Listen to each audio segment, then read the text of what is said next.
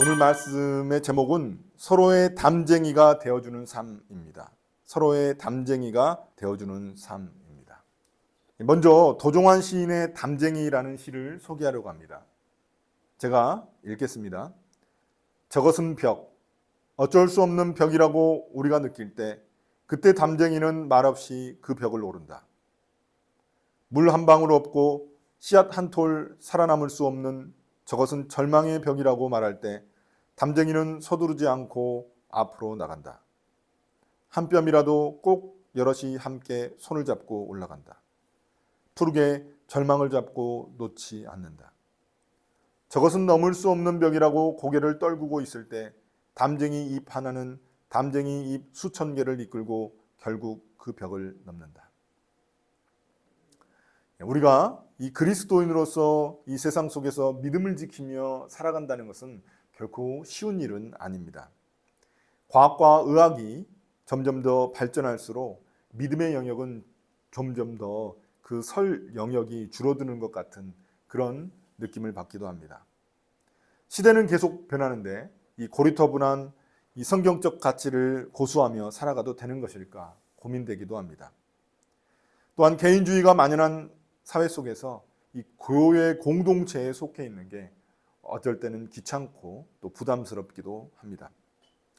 그래서 때로는 이 정도는 어쩔 수 없지 이렇게 생각하면서 세상과 은밀히 타협하기도 합니다. 또 사람들 눈치 보고 싶지 않아서 온라인으로 예배드리는 가난한 성도가 되기도 합니다. 또 현실이라는 절망의 벽 앞에 결국 무릎을 꿇고 야누스처럼 교회와 세상에서 두 가지 얼굴을 가지고 살아가기도 합니다. 그럼에도 불구하고 과연 우리는 시 속의 담쟁이처럼 이 세상의 거대한 벽을 어떻게 넘어갈 수 있을까요?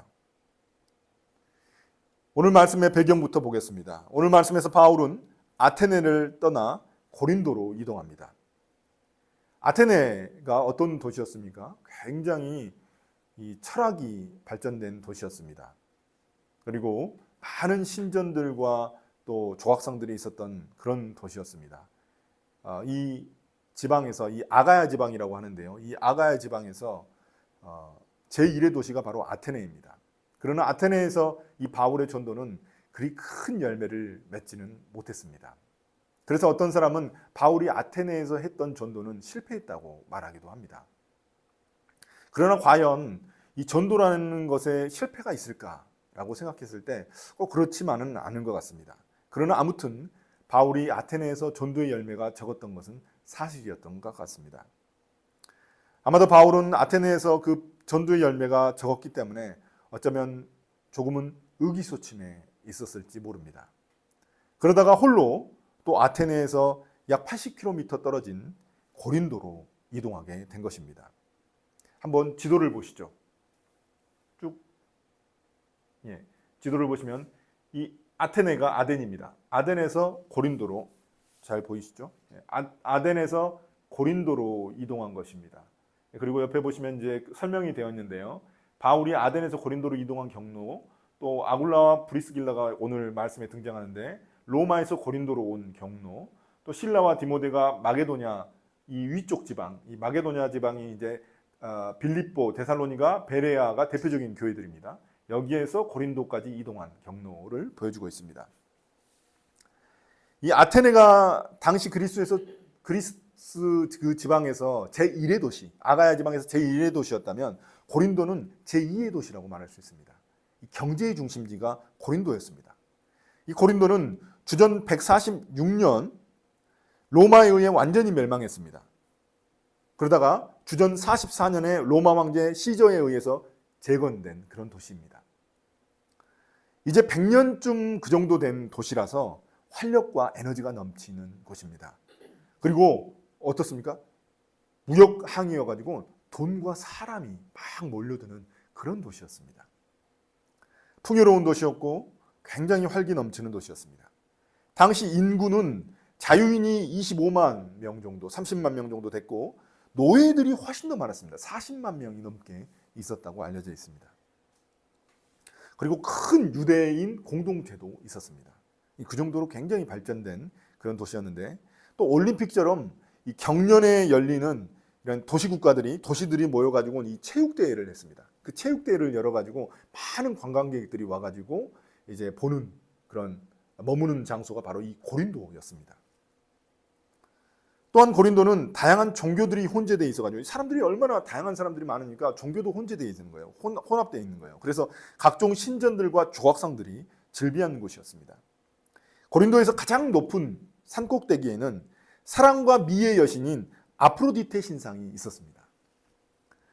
그곳에서 신에게 드리는 의식의 일종인 음란한 성행위가 일어나곤 했습니다. 거기에는 이제 성창들이 있었거든요. 그래서 그 동네에 이제 사람들이 말할 때 이런 말이 있었습니다. 고린도 사람 같다라는 표현이 있었습니다. 고린도 사람 같네. 딱 고린도 사람이구만. 이런 표현이 있었는데 이 말은 굉장히 음란한 사람, 굉장히 성적으로 문란한 사람에게 하는 말이 아이고 고린도 사람 같네. 이런 표현이었을 정도였습니다. 그러니까 굉장히 탐욕스럽고 돈과 사람이 넘치면서 탐욕스럽고 또 음란한 도시. 거기가 바로 고린도였는데 그 도시에 홀로 바울이 발을 들여놓은 것입니다. 바울은 고린도 도시를 둘러보면서 어떤 마음이었을까요? 어떤 마음이었을까요? 이 고린도 도시를 보면서 마치 서울의 강남의 밤거리를 바라보는 그런 기분이 아니었을까요? 아무튼 바울은 아테네에서 전도 열매가 적었기 때문에 이곳에서는 약간 위축되어 있었을지도 모르겠습니다. 그런데 고린도는 아테네와는 좀 달랐습니다. 무엇이 달랐을까요? 바울이 혼자가 아니었습니다. 바울은 고린도에서 평생의 동역자들을 만나게 됩니다. 바로 2절에 나오는 아굴라와 그의 아내인 브리스길라입니다. 성경에서는 원래 아내 브리스길라가 먼저 나오고 아굴라가 뒤에 나옵니다. 남편이 뒤에 나옵니다. 보통은 남편을 먼저 쓰는데 이 아내를 앞에 넣었다는 것은 아마도 바울의 이 선교 사역에 있어서 브리스길라가 훨씬 더 주된 역할을 했었던 것 같습니다. 그래서 앞으로는 이제 브리스길라가 먼저 등장하죠. 그들은 바울처럼 로마 시민이자 유대인 그리스도인입니다. 또한 그들의 직업도 바울처럼 천막을 만드는 또 수리하고 막 보수하는 그런 사람들입니다. 바울은 그들의 집에 머물면서 천막을 함께 만듭니다. 그 당시 집은 이렇게 2층 집이었는데 1층에서는 이제 그런 천막 만드는 일을 하고 2층에서는 이제 잠을 잔 거죠. 바울이 천막을 만든 이유는 생활비도 필요했고 이 고린도 도시에서 살면 생활비도 필요했고 전도 자금도 필요했기 때문입니다. 보통 그 당시에 사람들은 이 후견인을 두었습니다. 그러니까 돈이 많은 사람을 자신의 백으로 두고 본인이 이렇게 이 후견인의 일을 이렇게 처리해 주면서 그렇게 생활을 했었거든요. 근데 바울은 그렇게 하지 않았습니다. 바울은 후견인을 두지 않았습니다. 왜냐하면 후견인을 두면은 후견인의 일을 처리해야 되는 거예요. 서로 이게 주고 오고 가는 것이 있어야 되는 거거든요. 그래서 바울은 그런 후원금을 후견인에게서 받지 않고 본인이 직접 벌어서 생활하고 전도했습니다. 바울과 브리스길라, 아굴라 부부의 천막 장사는 굉장히 잘 됐습니다. 왜냐하면 제가 말씀드린 대로 이 고린도라는 도시는 경년마다 이 스포츠 대회가 올림픽처럼 스포츠 대회가 열립니다. 그러면은 수많은 관광객들이 오게 되거든요. 그럼 관광객들이 어디서 자겠습니까? 어디 하숙집이 있는 것도 아니고 그래서 천막을 치고 잡니다. 그러니까 이 천막을 장사하는 이 바울과 또 브리스길라 아굴라의 일이 많아진 거죠. 그래서 굉장히 잘 돈을 벌 수 있었습니다. 아마도 바울은 거기에서 이제 천막 장사하면서 사람들을 만날 때마다 이제 복음을 전하고 그런 일을 했었을 것입니다. 그러나 바울을 기쁘게 한 거는 돈을 많이 버는 게 아닙니다. 천막 장사 진짜 잘 되네. 막 그래서 너무 기뻐하고 그게 아닙니다. 바울이 진짜 기뻤던 것은 그 브리스길라와 아굴라를 만난 것 그 자체입니다. 브리스길라와 아굴라가 어떤 사람들입니까? 자신과 같은 로마 시민권을 가지고 있고 또 유대인 그리스도인입니다. 그러니까 얼마나 기뻤겠습니까? 이 부부를 만나가지고 그 집에 같이 살면서 무슨 일을 했을까요? 천막을 만들면서 함께 여러 가지 이야기를 나누고 또 저녁에는 같이 식사하면서 하나님 나라 복음에 대한 이야기를 많이 나누지 않았겠습니까? 바울은 자신의 간증도 하고 또 자신이 겪었던 이런 선교 사역들도 같이 나눴을 겁니다. 그리고 브리스길라와 아굴라도 자신의 간증을 하면서 이 사도 바울과 교제하는 그런 풍성한 신앙 안에서의 그런 교제가 있었을 것입니다. 여기서 바울은 큰 위로와 격려를 받은 것입니다. 아테네에서는 혼자 그냥 전도 활동하면서 힘들었거든요. 그런데 여기 고린도에 왔더니 도시는 너무나 칙칙하고 암흑하고 이렇게 뭔가 음란한 도시였지만 거기서 진짜 빛과 같은 그런 브리스길라와 아굴라를 만나게 된 것입니다. 거기서 신앙에 큰 격려를 받게 된 것이죠. 그리고 브리스길라와 아굴라는 정말 중요한 평생의 바울의 동역자가 됩니다. 함께 신앙을 나눌 동역자가 있다는 게 얼마나 큰 축복입니까? 우리에게도 평생을 함께할 신앙의 동역자가 필요합니다. 나의 믿음이 약할 때 옆에서 위로해주고 격려해주고 지지해줄 사람들이 필요합니다. 나의 브리스길라 아굴라는 누구일까요? 그런데 사실 아굴라 브리스길라 부부가 살던 곳은 고린도가 아닙니다. 우리가 지도에서 봤죠. 그들은 로마에서 살았습니다. 그런데 어떻게 이 부부가 고린도에 오게 되었을까요? 이 성경에는 그 설명이 나와 있죠. 주 49년에 예수님을 믿는 유대인들과 또 그렇지 않은 유대인들 사이에 큰 분쟁이 일어났습니다. 그래서 이 로마 황제인 글라우디오가 그냥 그럼 차라리 유대인들 딱딱 몰아내버리겠다 해가지고 그냥 다 쫓아내버렸어요. 로마에서. 그래서 어쩔 수 없이 그 로마를 떠날 수밖에 없었던 겁니다. 그래서 이동한 지역이 바로 고린도였습니다. 그러니까 사도 바울이 오기 전 벌써 몇 년 전에 정착하고 살고 있었던 것이죠. 하나님의 섭리가 얼마나 놀랍습니까? 물론 몇 년 후에 만날 바울을 위해서 하나님이 글라우디오 황제를 움직여가지고 막 유대인들을 다 쫓아내고 그렇게 하지는 않았을지 모릅니다. 그러나 중요한 사실은 뭐냐면 이 브리스길라와 아굴라가 그 사건이 아니었다면 고린도에 올 이유가 없었죠.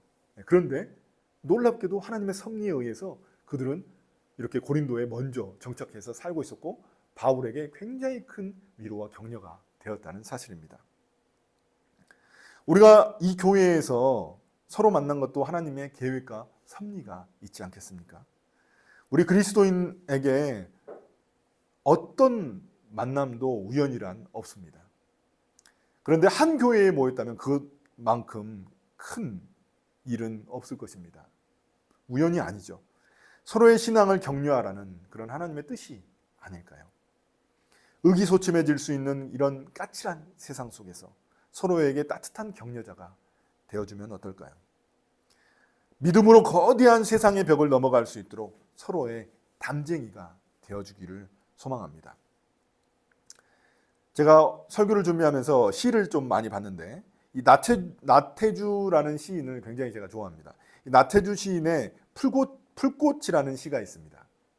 뭐 우리는 뭐 오래 보아야 더 예쁘다 뭐 그 시만 알고 있는데 다른 시가 있습니다. 똑같은 풀꽃이라는 두 번째 시인데요. 이름을 알고 나면 이웃이 되고 색깔을 알게 되면 친구가 되고 모양까지 알게 되면 연인이 된다. 아, 이것은 비밀. 그렇습니다. 우리가 교회의 한 지체, 한 식구가 된 것이야말로 비밀입니다. 서로 다른 배경의 사람들이, 서로 다른 성격의 사람들이 그리스도 안에서 하나 될 수 있다는 것이 그것이 바로 교회의 비밀입니다. 이렇게 브리스길라 아굴라를 통해 격려받은 바울은 안식일마다 회당을 찾아갑니다. 유대인들과 성경에 대해서 토론을 벌였던 것입니다. 바울만큼 구약을 잘 알고 있는 사람이 어디 있겠습니까? 또 유대인들도 얼마나 구약을 잘 알겠습니까? 그러니까 구약 말씀을 통해서 그들과 토론한 거죠.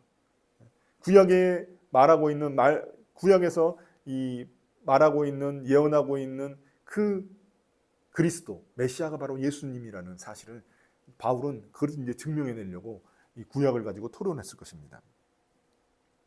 그런데 아무리 이 구약에 능통한 바울일지라도 믿지 않기로 결심한 유대인들과 함께 토론한다는 것은 굉장히 쉬운 일이 아니었을 겁니다.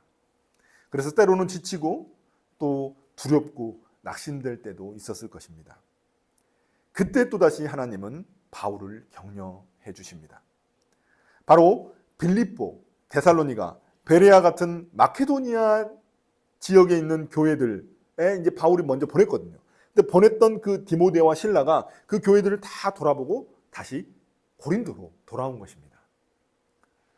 데살로니가 전서를 보면은 심지어 어떤 소식을 들고 왔냐면 이 디모데와 실라가 들고 온 소식이 이 마케도니아에 있는 교회들이 굉장히 잘 성장하고 있다는 소식이었습니다.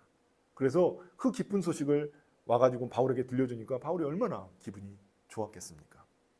그뿐만 아니었습니다. 그 마케도니아에 있는 교회에서 후원금을 가지고 왔습니다. 데살로니가 교회, 이 데살로니가 전서 보면 후원금을 줬다는 표현이 있고, 또 빌립보에 누가 있습니까? 부자, 자주 장사 루디아가 있습니다. 거기서 이렇게 후원금을 이렇게 받아가지고 그 후원금을 가지고 온 겁니다. 물론 뭐 엄청난 후원금은 아니었을지 모릅니다. 그렇지만 바울이 이제 생활비를 좀 할 수 있고 또 본인이 전도하는 데 있어서 보탬이 될 수 있는 그런 정도의 후원금을 받게 된 것입니다. 바울에게 이 후원금은 단순한 돈이 아닙니다. 얼마 안 되는 돈이었지만 그 돈이 어떤 의미였을까요? 그만큼 그 교회들이 성장했다는 의미였습니다. 이제 자신들만 보는 게 아니라 이게 바울까지 챙길 수 있는 그런 성장한, 영적으로 성장한 교회가 되었다는 증거였습니다. 이것만큼 바울에게 큰 위로와 격려가 되는 일이 어디 있었을까요? 제가 이전에 섬기던 교회를 그만둘 때 참 감동받는 일이 한 가지 있었습니다. 평소 저랑 뭐 그렇게 그리 가깝게 지내던 집사님도 아닌데 예배 때 제가 일을 그만두고 나서 이제 예배는 그래도 일정 기간 참석을 했는데 그때 제 옆에 이제 갑자기 앉아가지고 저한테 봉투 하나를 건네셨습니다. 자신이 가족들과 운영하는 그런 하늘 호주머니 선교회가 있는데 거기에서 이제 후원금을 저한테 주기로 결정을 했다는 겁니다. 이번 달에는. 그래서 봉투에 얼마가 들어있는가 봤더니 50만 원이 들어있었습니다. 굉장히 감사했습니다. 왜냐하면 제가 신학교를 이제 그 에스라를 다시 또 이제 들어가려고 하는데 그때 이제 50만 원이라는 돈을 가지고 이 로고스라는 성경 프로그램을 살 수가 있었거든요. 굉장히 사고 싶었는데 사지 못하고 있다가 그 돈을 가지고 살 수 있었습니다. 제게 얼마나 큰 위로와 격려가 되었는지 모릅니다. 제가 이런 경험을 했기 때문에 저도 누군가를 또 후원한 적이 있습니다. 제가 이제 에스라에서 함께 그 학교를 다니던 목사님인데 자녀가 4명이었어요. 근데 어느 날 한 번은 이제 학교에 이제 가족들을 다 초청하는 그런 날이 있었는데 그 봐서 보니까 자녀 4명을 보니까 막내가 있는데 막내가 딸이에요. 딸인데 막내 딸이 너무 키가 작은 거예요. 보통 나이 또래에 비해서 너무 키가 작아요. 뭐 이거 10살이라고 보이지 않는 그 정도의 아이였는데 근데 막내딸은 막 그게 굉장히 큰 불만이라고 그러더라고요. 자기 키가 작은 게. 그러니까 제가 분명히 그 목사님이 굉장히 이제 사역을 그만두고 학교에 오셨기 때문에 굉장히 형편이 어렵다는 걸 알고 있었는데 막내딸 키가 작은 걸 보니까 지금 마음이 더 제가 또 좀 마음이 좀 굉장히 아리더라고요. 그래서 기도한 후에 이제 아내랑 상의하고 나서 그 목사님 이제 여름방학 바로 전에 그 목사님 사물함에다가 이제 그 휴가비, 여름 휴가비를 몰래 넣어준 적이 있었습니다. 원래는 이 이야기를 뭐 잘 안 하는데 원래 그 좋은 일은 이야기 안 해야 하늘에 또 하나님이 더 기뻐하실 것 같아가지고 그러는데 아무튼 설교 때문에 말씀드리는 것을 용서해 주시기 바랍니다. 그래서 이제 그때 깨달았습니다. 이 누군가를 격려할 때 나도 격려받을 수 있다는 사실을 깨달았습니다. 내가 나만 격려받는 게 아니라 내가 누군가를 격려할 때 나도 격려받을 수 있다는 그런 사실을 깨달았습니다. 그게 바로 격려의 비밀이구나 알았습니다. 자, 이제 다시 성경 말씀으로 돌아가서 디모데와 실라가 후원금을 가져왔기 때문에 더 이상 바울은 이제 천막을 만드는데 시간을 쏟을 이유가 없습니다. 그러니까 주중에는 원래 천막을 만들었는데 이제 천막을 안 만들어도 되고 이제 복음을 전하는 일에 집중합니다. 바울은 이제 더욱더 담대하게 회당에서 예수님이 그리스도다, 메시아다라고 복음을 선포합니다. 그 전에는 구약 말씀을 가지고 막 토론했단 말이에요. 이제는 그냥 선포하는 거예요. 이제 나 할 말 다 했다. 이제 더 이상 이제 막 토론할 것도 없고 이제 예수님이 메시아다. 유대인들이 굉장히 민감한 상황이거든요. 예수님이 메시아다라고 선포해 버린 겁니다. 유대인들에게 예수님은 그냥 저주받은 그 십자가에서 죽은 사람이었거든요. 그들이 인정하고 싶지 않은 존재였는데 메시아, 그 자신들을 회복시킬 메시아를 기다리고 있는데 뭐 예수님 죽었다는데 그리고 저주받은 그 십자가에서 죽었는데 어떻게 그분이 메시아냐라고 믿지 못하고 있는데 바울이 그냥 담대하게 선포를 해버린 겁니다. 그러니까 바울이 얼마만큼 그 자신의 그런 제자들이 오고 또 브리스길라와 아굴라를 통해서 얼마나 격려를 받았으면 이제는 담대하게 복음을 대놓고 선포해 버립니다. 자, 6절에 보시면은 바울이 얼마나 담대해졌는지 또 알 수 있습니다. 회당에서 복음을 거부하는 유대인들에게 하나님의 심판을 선포해 버립니다. 그러면서 상징적인 행동을 보여줍니다. 그게 뭐냐면 자신의 옷에 있는 먼지를 털어버리는 겁니다. 그러니까 바울이 뭐라고 하냐면 당신들이 멸망을 받아도 자신은 더 이상 책임이 없다는 의미로 이 옷에 먼지를 털어버립니다. 그러니까 나하고는 책임이 없어. 이제는 당신들 책임이야. 나는 할 만큼 다 했어. 이제는 당신들 책임이야. 못 받아들이는 것은 당신들 책임이야. 이런 의미입니다. 그러면서 바울은 이제 당신들이 부정하다고 여기는 이방인들에게는 이제 내가 가겠다라고 이렇게 선포합니다. 원래 그 유대인들이 이방 땅을 이제 지나가잖아요. 그럼 이방 땅을 지나올 때 그 부정을, 이방 땅의 부정함을 떨어뜨리는 그런 의미로서 신발에 먼지를 털거나 이렇게 옷에 먼지를 털거든요. 그러니까 원래 이방 땅에서 자신들의 그 유대인 땅으로 갈 때 그렇게 하는데 바울은 어떻게 합니까? 거꾸로 한 거예요. 거꾸로. 회당에서 자신의 옷에 먼지를 털어버리면서 이제는 이방인들에게 가겠다고 이야기한 겁니다. 이 말은 어떤 의미냐면 이제 당신들이 하나님의 백성이 아니라 이방인들이 하나님의 백성이라는 그런 의미인 겁니다. 거기다가 하나님의 심판까지 선포했어요. 이제 당신들이 이제 심판받을 거고 나는 이방인들에게 가겠다. 이렇게 이야기하니까 유대인들이 엄청나게 화가 난 거죠. 이거 뭐야? 이거 지금 싸우자는 거야? 뭐야?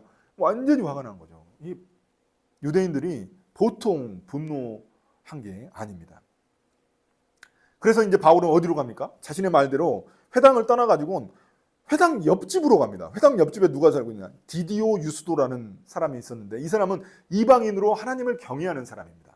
그러니까 우리가 그 회당에 보면은 유대인들만 있었던 게 아니거든요. 회당에서 예배드리는 그 회당 그 이제 안식일마다 모이는 그 회당에서 예배드릴 때 유대인들만 있었던 것이 아니라 이방인들도 있었는데 유대교로 개종하려고 하는 이방인들이 있었습니다.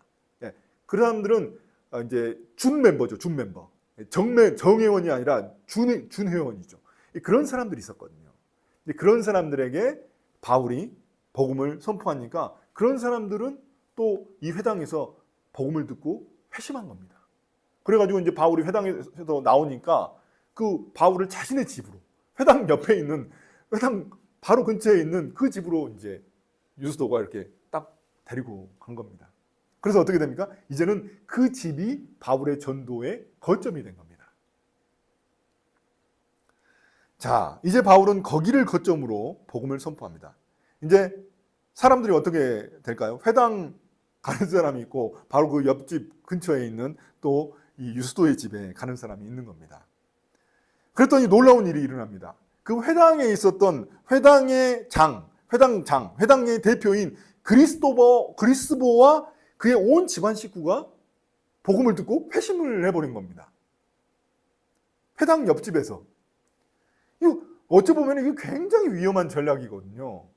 아니 왜 거점을 갖다가 회당 옆으로 잡습니까? 잡아도. 굉장히 위험한 전략이거든요. 아무리 그 등잔 밑이 어둡다고 해도 굉장히 위험한 전략인데 이게 어떤 상황이냐면 그 영험한 무당집이 있습니다. 근데 그 무당집 옆에다가 교회를 개척한 거예요. 근데 이제 나중에 알고 봤더니 이 영험한 그 무당이 이제 회심하고 교회를 다니기 시작한 거예요. 그럼 어떻게 됩니까? 그게 무슨 의미입니까? 무당이 회심해서 이제 교회를 다닌다. 그러면 그 무당집은 망했다는 그런 의미입니다. 망한 거예요, 이제 무당집은. 자, 무당이 교회를 다니는데 어떻게 되겠어요? 예. 이제 사람들이 무당집 안 찾아가고 이제 교회를 찾아가게 되는 것이죠. 그러니까 회당에 있었던 그 불신 유대인들은 어떻게 했을까? 난리가 난 겁니다. 예? 이제 사람들이 회당으로 안 오고 이제 그 옆집 교회로 가니까 어떻게든 바울을 잡아 죽이려고 얼마나 혈안이 되었겠습니까? 자, 이 지경이 되면은 보통 이제 바울이 굉장히 큰 핍박을 받게 되면은 유대인들이 바울을 쫓아내거나 바울이 어쩔 수 없이 다른 도시로 이렇게 도망칩니다. 이동할 수밖에 없는 그런 떠납니다, 보통. 그런데 놀랍게도 바울은 떠나지 않습니다. 왜냐? 또다시 하나님의 격려를 받거든요. 앞서 이제 바울이 사람들을 통해서 하나님이 보내주신 사람들을 통해서 격려를 받았다면 이번에는 하나님이 직접 바울의 환상 가운데 말씀을 통해서 격려하십니다. 9절에 보시면 밤에 하나님이 환상 가운데 바울에게 말씀하십니다. 하나님이 함께하니 두려워하지 말고 복음을 담대히 선포하라는 겁니다. 왜냐하면 여전히 고린도에는 구원받을 사람이 많이 있다고 말씀하십니다. 그리고 이제 곧 이어서 바울의 그 하나님의 바울을 격려하시는 그 격려를 증명해 주는 일이 일어납니다. 바로 12절입니다. 유대인들은 바울을 갈리오 총독에게 고소합니다. 이 갈리오 총독이 어떤 사람이냐, 이제 아가야 지방, 이 아가야 지방에 이제 총독으로 임명된, 막 총독으로 임명된 그런 사람입니다. 그러면서 뭐라고 고발하냐면 바울이 법을 어기면서 하나님을 공경하라고 이 사람들을 선동한다는 겁니다. 이 말은 유대교도 아닌 다른 종교를 전하니까 이건 불법이라는 겁니다. 원래 유대교는 이 로마 정부가 이렇게 인정을 해줬거든요. 인정을 해줬는데 유대교가 아닌데 이상한 종교를 전한다고 이렇게 고발을 한 것입니다. 그러자 바울이 이제 그 변론을 해야 되잖아요, 자기 자신을. 그런데 바울이 말도 꺼내기도 전에 총독 갈리오가 먼저 이야기를 합니다. 갈리오의 말을 요약하자면 이런 겁니다. 그건 너희들 문제니까 너희들이 알아서 해. 이런 겁니다. 예수가 메시아라고 말하는 거, 그거 그런 뭐 이름이든 명칭이든 이런 거 너희들 일이야. 유대교 안에서 일어난 일이니까 너희들이 알아서 처리해. 그래서 유대인들의 고소를 기각해버린 겁니다. 취하해버린 겁니다. 취하는 스스로 한 거고 기각해버린 겁니다. 그러니까 유대인들은 이 갈리오 총독이 이제 부임한 지 얼마 안 됐기 때문에 당연히 이 유대인 큰 공동체가 있으니까 여기에 눈치를 볼 줄 알았어요. 그래가지고 뭔가 자신들의 요청을 들어줄 줄 알았는데 이게 예상 바뀐 거예요. 갈리오 그냥 니들이 알아서 해라고 해버린 거예요. 그러니까 그러면서 이제 법정에서 쫓아내버렸어요. 유대인들을. 얼마나 화가 났겠습니까? 이 사건이 굉장히 중요한 이유가 있습니다. 왜냐하면 이로 인해서 이제 고린도에서는 로마법을 근거로 해가지고는 바울이 복음 전하는 것에 대해서 뭐라고 할 수가 없었던 거예요. 이 로마법에는 위촉이 안 되는 거예요, 저쪽이. 그래서 바울은 다른 도시와 달리 1년 6개월 동안 고린도에서 담대히 복음을 선포할 수 있었습니다.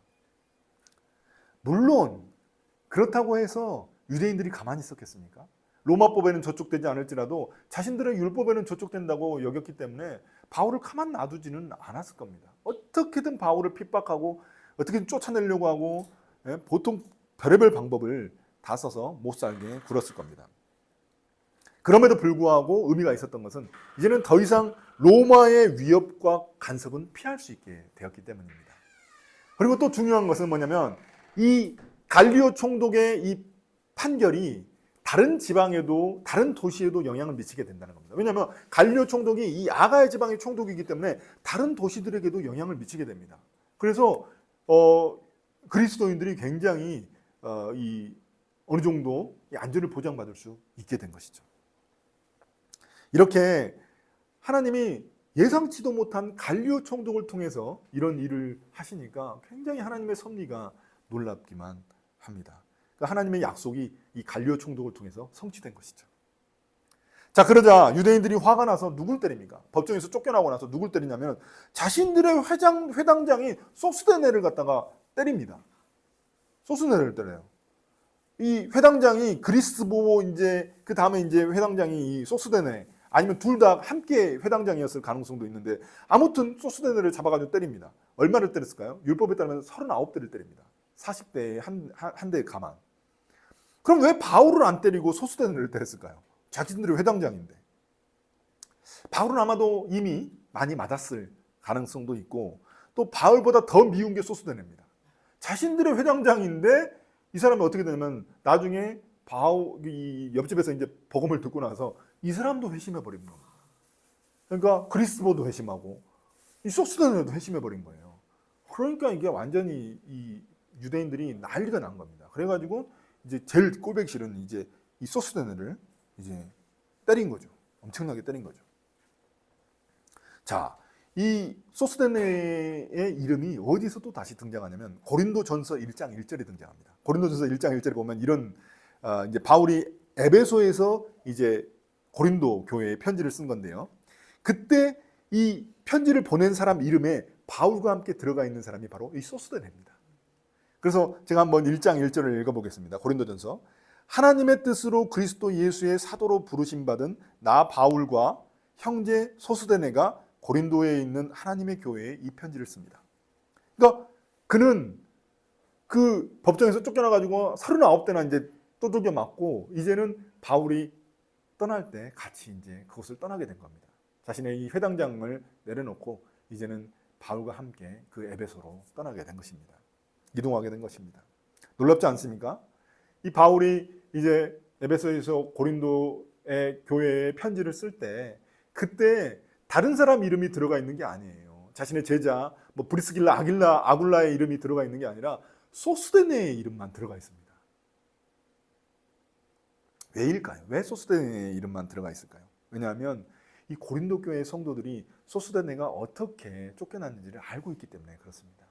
그가 39대나 맞아가지고 그 회당장직을 이제 거기서 쫓겨나가지고 그렇게 이동한 그 사실을 너무나 고린도 교회 성도들이 잘 알고 있기 때문에 소스데네를 이렇게 강조해서 바울이 쓴 것입니다. 얼마나 그 고린도 교회 성도들이 그 소스데네의 이름을 보고 이렇게 격려와 위로를 받지 않았겠습니까? 사랑하는 성도 여러분, 하나님은 믿음의 동역자들을 통해 우리를 격려하십니다. 우리는 누군가에게 격려를 받아야 하고 또 누군가를 격려해야 합니다. 서로 격려하며 나아갈 때 우리는 모두 담쟁이가 되어 이 시에서 말하는 어쩔 수 없는 벽, 절망의 벽, 넘을 수 없는 세상의 벽을 넘어갈 수 있습니다. 그러나 사람을 통한 격려보다 더 강력한 격려가 있습니다. 바로 하나님의 말씀의 격려입니다. 하나님은 말씀을 통해 날마다 우리를 격려하십니다. 우리가 환상 가운데 보진 않죠. 그렇지만 하나님의 말씀을 통해 우리는 격려를 받습니다. 그게 바로 무엇일까요? 묵상입니다. 묵상하지 않으면 우리는 이 세상을 통치하시는 분이 누구인지 깜빡 잊게 됩니다. 이 세상을 진짜 통치자가 누구지? 이 사실을 잊어먹게 됩니다. 그리고 하나님 나라가 이 땅에 이미 왔다는 사실을 잊어먹게 됩니다. 묵상을 통해 하나님이 우리와 함께 하신다는 그 음성을 날마다 들어야 하는 이유입니다. 하나님은 세상 속에서 우리가 쫄지 않기를 바라십니다. 우리가 의기소침해질 때마다 하나님은 말씀을 통해 우리를 격려하십니다. 내가 함께 있어 아무도 해칠 자가 없으니 담대하게 세상으로 나아가라고 말씀하십니다. 마지막으로 처음 읽었던 시를 다시 한 번 더 읽고 설교를 마치겠습니다. 저것은 벽, 어쩔 수 없는 벽이라고 우리가 느낄 때 그때 담쟁이는 말없이 그 벽을 오른다. 물 한 방울 없고 씨앗 한 톨 살아남을 수 없는 저것은 절망의 벽이라고 말할 때 담쟁이는 서두르지 않고 앞으로 나간다. 한 뼘이라도 꼭 여럿이 함께 손을 잡고 올라간다. 푸르게 절망을 잡고 놓지 않는다. 저것은 넘을 수 없는 벽이라고 고개를 떨구고 있을 때 담쟁이 잎 하나, 이게 예수님이지 않겠습니까? 담쟁이 잎 하나는 담쟁이 잎 수천 개를 이끌고 결국 그 벽을 넘는다. 아멘.